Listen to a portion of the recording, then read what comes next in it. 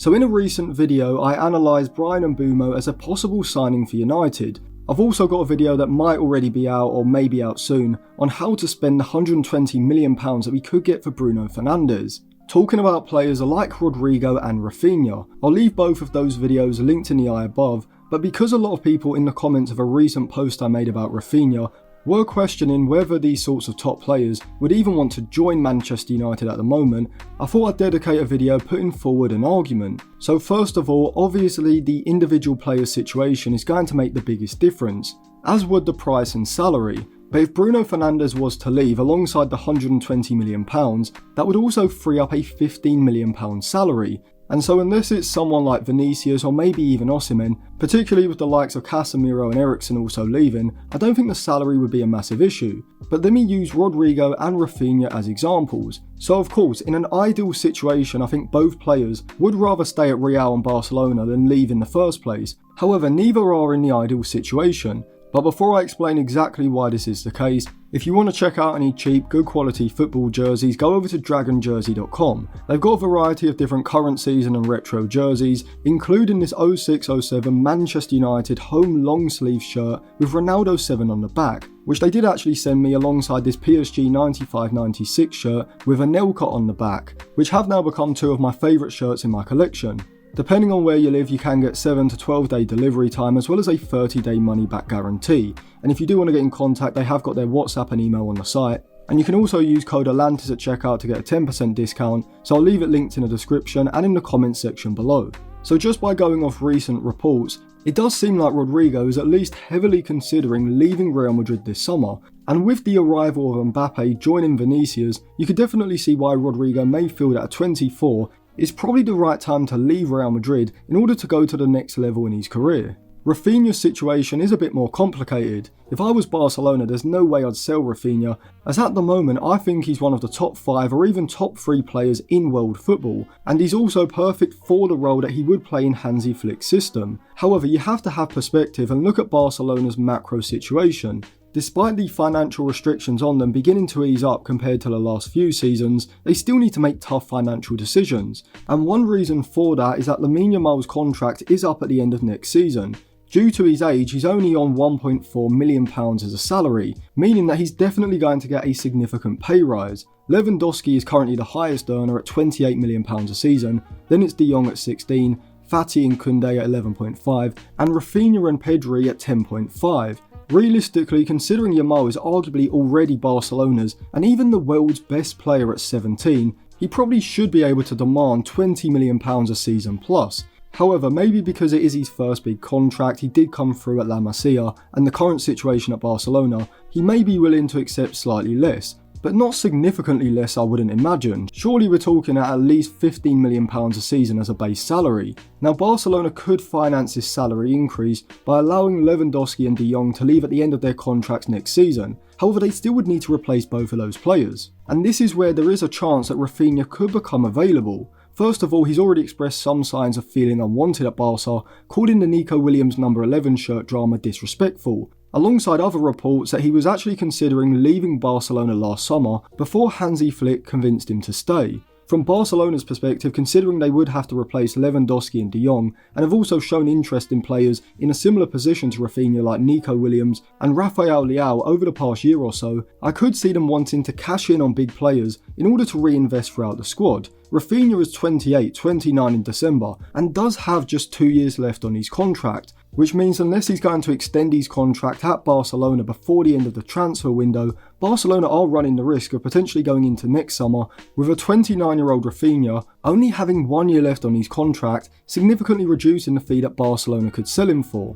Also, you have to account for the rather odd decisions that Barcelona often make, such as signing Dani Olmo for a massive fee, despite already having a lot of other similar players, and then almost losing him on a free due to the registration issues. Obviously I'm not certain, but I could see a scenario where Barcelona may think it's worth cashing in on Raphinha for something like £70 to £75 million this summer, which would be a £20 to £25 million profit, bringing in someone like Sane on a free and then banking the money for next summer to sign a Lewandowski or maybe even like a Frankie de Jong replacement, or even bring in someone like Nico Williams this summer or next who they have shown a lot of interest in. it's definitely the sort of thing I could see Barcelona considering, even if personally I think it would be a mistake. But United need to be ready to take advantage of other clubs' mistakes. Now don't get me wrong, I don't think there's as great a chance of Raphinha leaving Barcelona as there even is with Rodrigo leaving Real Madrid. But to say that Raphinha leaving Barcelona is completely off the cards, I think it's just Manchester United fans not having full knowledge of the potential issues over in Catalonia.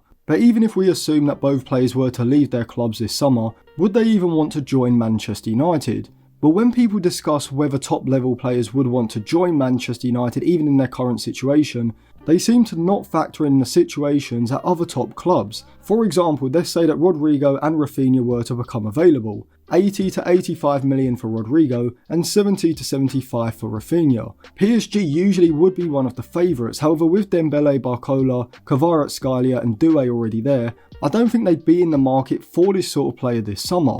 Bayern Munich do look like they will get Florian Wirtz, which would rule them out, and the Italian clubs can't afford either, which would leave the Premier League as their only viable destination. Out of Chelsea and Manchester United, assuming that both clubs do get Champions League football of course, I think Manchester United might be the more attractive destination. Because as much as United have been a mess over recent seasons, so have Chelsea, and from either Raphinha or Rodrigo's perspective, are Chelsea that much closer to competing for the Premier League and Champions League in the next 1 to 5 seasons than United? I don't think you'd say they are. Now in terms of simply signing for the club most likely to win the Premier League, City would be top of the list. However, like with PSG, I'm not sure whether they'd be in the market for this sort of player, having only signed Omar Mamouche in January, and even if they were, I think a lot of players are now aware that whilst playing for a Pep's side may bring them team success in terms of trophies and titles, it is likely going to restrict their playing style, limiting the level they can get to as an individual. As we have seen with the likes of Grealish and Bernardo Silva being somewhat stifled by the roles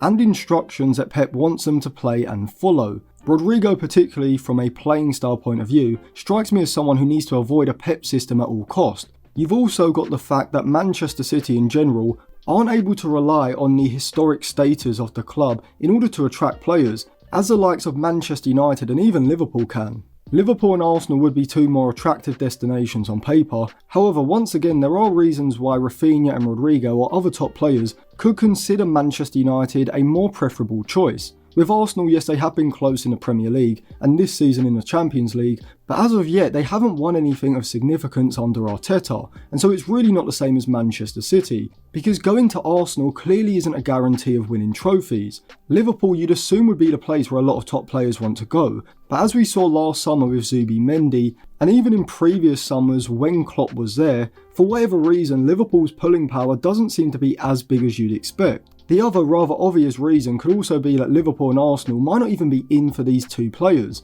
Arsenal may want more of a traditional centre forward like a Gyökeres or a Sesko instead of signing more of a false nine like Rodrigo, or they may prefer someone like Rafael Leao or Nico Williams over Rodrigo or Raphinha as a Martinelli upgrade, particularly when looking at the cost, salary package and even the age profile of Raphinha. And the same with Liverpool. With Salah staying and Diaz already there, I can't see Liverpool going for Raphinha, and even though they may look to sell Darwin Núñez and reinvest in a centre forward upgrade, whilst I think Rodrigo would actually be a good fit as a fluid false nine type of centre forward, they may also prefer someone like Gyökeres, or even just be put off by the price tag or salary package depending on their budget. And so it's not as simple as just choosing between the top clubs. You've also got to factor in the other circumstances around it, and so even if these two did become available, it's no guarantee that other Premier League clubs would be willing to challenge United for their signature. But what about Manchester United in isolation? Are we able to attract the truly elite level players who are already at clubs like Real Madrid and Barcelona? Well, given that we supposedly have the best in class behind the scenes, I think the expectation should be that we should be able to, particularly if we did manage to get Champions League football. Manchester United do have an advantage over every other Premier League club, as a pull of Manchester United as a club in general is probably only bettered by the likes of Real Madrid and Barcelona. Obviously performance level on the pitch can't be ignored, however winning Europa League and therefore getting Champions League would put Manchester United on a level playing field with the other top clubs going into the start of next season. But really it would come down to how the United recruitment team and Ruben Amorim himself can sell the project to players. If you simply assume that players aren't going to want to join United, then you fail before you've even tried. You need to be able to present a clear and ambitious project to these type of players, showing them how they'd fit into the team, the role they'd play, the players around them and potential other players that you're going to bring in, as well as how this would develop from next season on to the next 2, 3 and even 4 seasons and beyond. For me, the potential Bruno Fernandes transfer presents United with an insane opportunity. We should already be able to spend pretty big, considering the players we can sell and the salaries we can get off the books. Rashford, Antony, Casemiro, Eriksen, Sancho, and that's not even accounting for the potential 80 to 90 million pounds that you could probably get for Højlund and Garnacho, the added Champions League revenue for next season, and even money coming in if Greenwood or Alvaro Fernandes were to make big moves this summer. And so even with the signings of players like Cunha and maybe 1 or 2 central midfielders for 60 to 80 million pounds, that still doesn't even touch the Bruno Fernandes money. And so overall, I do think Manchester United can still attract players of the calibre of Raphinha and Rodrigo, or maybe saying should be able to would be better, as if United are unable to, I think it's firmly down to Ineos not having the ambition to attract these sort of players, or just not having the ability to present a clear plan to them.